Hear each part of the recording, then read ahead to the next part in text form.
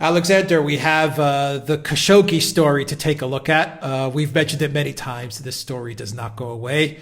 If anything, it's probably getting a lot more media attention the more it drags on. I'm sure this is making Erdogan pretty happy as well. But it is presented, it seems to me, it's becoming a thorn in President Trump's side. And there's no doubt that it's a thorn in Saudi Arabia's side, especially the Crown Prince bin Salman. There seems to be some infighting in Saudi Arabia, or maybe some infighting in the future as to who's going to be the next king, the next ruler of Saudi Arabia. We've had some developments there, which I would like you to inform our users about. And Trump also came out with a statement literally a couple of hours ago where he is supporting, it seems to me, it's pretty obvious that he is standing by bin Salman and the current rulers of Saudi Arabia, saying that regardless of what the CIA supposedly leaked by implicating MbS, Trump is refuting that and saying that he's going to be sticking by the current leadership of Saudi Arabia. So fill us in as to the recent developments in the Khashoggi affair. Right. Well, first of all, I think we should start with this famous recording that Erdogan has been talking about for weeks, or rather the Turks have been talking about for weeks. I'd begun to develop some skepticism about whether it existed, but now we know for a fact that it does exist, and that the Turkish government, in other words Erdogan, has distributed it to various intelligence agencies and governments around the Western world, and that they've all heard it. And apparently there is a conversation there on this recording in which one of the murderers reports to Saudi Arabia, to his boss. He says, tell the boss that the job has been done. And that does apparently implicate Mohammed bin Salman, and let's call him MbS. And it seems that the CIA has come to the same conclusion. Now, you said that there is a embarrassment here for Donald Trump. I think that is absolutely right. Donald Trump has gone out of his way, as is his son-in-law Jared Kushner, to make close friends of MbS. And I think partly that is because they see MbS as somebody who will pursue some sort of peace agreement with the Israelis over time, and also somebody that they can rely upon to pursue their anti-Iran policy that they're very keen on. So MbS and Jared Kushner have become friends. Donald Trump supports MbS. The CIA, which has had a difficult relationship with Donald Trump, going all the way back to the original Russiagate allegations of 2016, is now going out of its way to say, it seems, that MbS was the person who was responsible for Khashoggi's murder. And as I said, this recording appears to give evidence to that. Now, that's one side of it. The other side of it is we've had a very interesting report from Reuters. This is the British news agency, which is considered one of the most reliable news agencies in the world.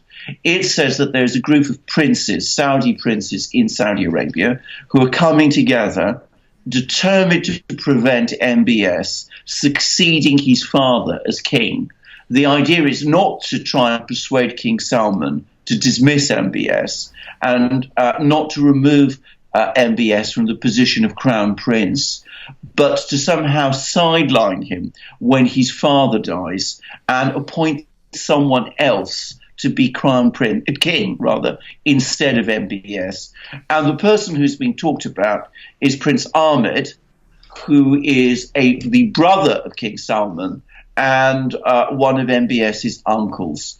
So we have a situation in Saudi Arabia, which, as you rightly say, we can't really say whether or not it's true, but Reuters is usually pretty well informed about what goes on in Saudi Arabia, to the extent that any news agency is. And there also has to be suspicions that it is getting its information from government sources, perhaps in Britain, perhaps in the United States, which are also well informed about Saudi Arabia.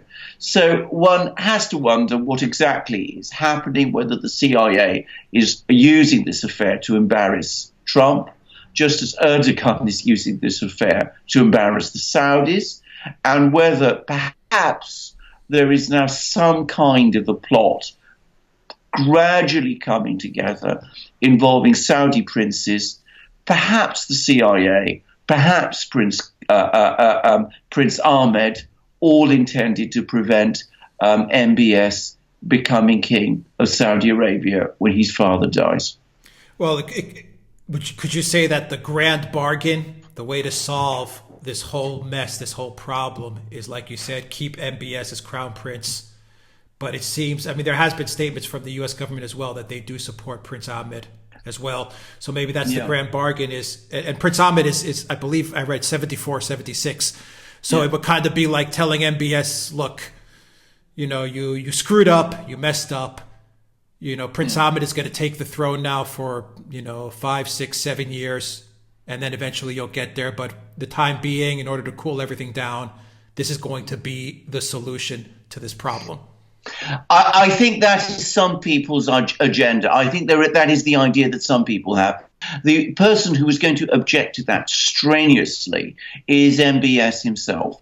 And I think one should not underestimate the resources he has at his disposal. He is in charge. He controls the defense ministry, and so he has the support of the military.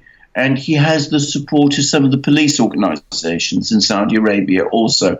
And of course, as we have seen, he continues to have some support from Donald Trump himself and from Jared Kushner and from other people within the Trump administration. Whether that is enough to head off what is, as I said, increasingly looking like a move to at least sideline him, I don't know. And I'm going to make a prediction. If Prince Ahmed becomes king of Saudi Arabia, then even if MbS remains crown prince, his succession begins to look less likely because, of course, Prince Ahmed may have his own ideas about who should become king in time. And though MbS would still be there as king, Ahmed, especially if he has the support of the other Saudi princes, is in a position to bring other people forward and to push MbS even further to the margins and eventually perhaps even further away from the throne. So MbS may calculate that this is the best moment for him to succeed would be when his father dies, and that if Ahmed does become king, his chances of becoming king himself are not very great, and he may fight back. In fact, I'm sure he will.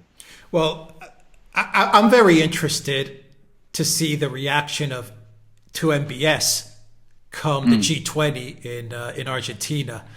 And there's no doubt that MbS has announced he's going to be there. There's no doubt you're going to have all the world leaders there, the G20 world leaders. And I'm very curious, and I'd like to hear your take. How are the world leaders going to react? Shaking hands with MbS, sitting next to him at a table. The press is going to be taking those photos. They're going to be discussing these photos. And, of course, the big one is going to be Trump and MbS together and how that's going to get, splashed on all the front pages of all the major publications. What's your take on what could be a very uncomfortable G20 for a lot of world leaders? It will be an extremely uncomfortable G20 for many world leaders, particularly for the Western powers and for some of the Arab states, which are allied to Saudi Arabia. Because, of course, in every respect now, MbS is damaged goods. I mean, he looks association with him, given the way that the Khashoggi affair has played out, is toxic. But at the same time, he has to be there if he is to continue to project himself as the leader of Saudi Arabia. And I think what will probably happen is that despite the fact that he is there, despite the huge embarrassment this causes, you will not see a boycott of him because the Western leaders, at the end of the day, for them, the relationship with Saudi Arabia is so important that they will probably feel that they at least have to go through the motions of being polite to him, however embarrassing that looks and however awkward they feel about it. But you're absolutely right. It'll be very interesting to see the chemistry of this meeting. And it will also be extremely interesting to see how the media covers it. Yeah, money talks, and Saudi Arabia has a lot of money. But on the flip side, I think it's pretty obvious that MBS ordered the killing of Khashoggi, or at least that's how it plays out. I mean, well, I'll be straightforward about that. I have absolutely no doubt of this. I mean, I appreciate that we are not in a position where we can say, that the case has been made, but there is already a very strong, a very compelling circumstantial case. I mean, this is a man who was critical of MBS. This is a person who was lured to the Saudi embassy on the Saudi consulate in Istanbul on promises given by the Saudi embassy in Washington, which is controlled by MBS's brother. And this is a man who was murdered by people who are extremely close to MBS. I mean, personally close to MBS. And MBS himself, as I've repeatedly said, has form in this sort of thing. He kidnapped the Prime Minister of Lebanon. He carries out a brutal war in Yemen. He is an impulsive and reckless and frankly violent man. And this is consistent with his activities. So I personally have no doubt at all that it was MBS on this occasion who ordered this killing, or at least made it clear that he wanted it done. I just can't wait to see the photos with Trudeau and MBS or Macron and MBS, all these guys who are champions of human rights, sitting there with MBS.